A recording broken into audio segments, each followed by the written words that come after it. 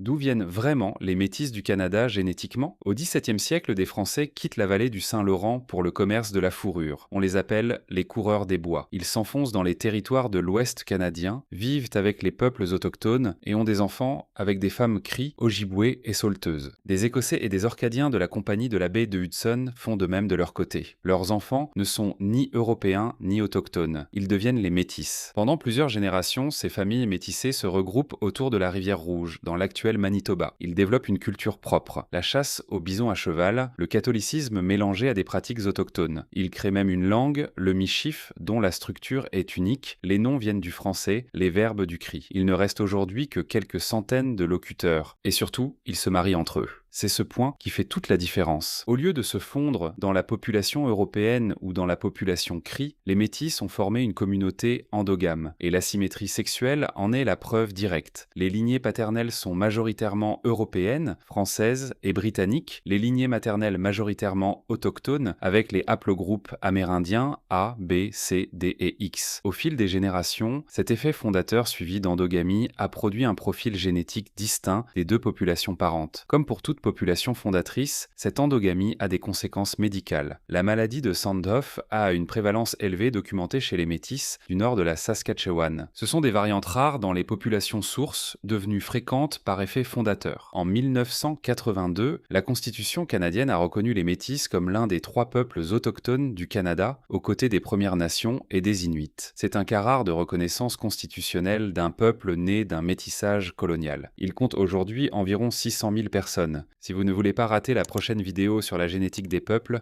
abonnez-vous.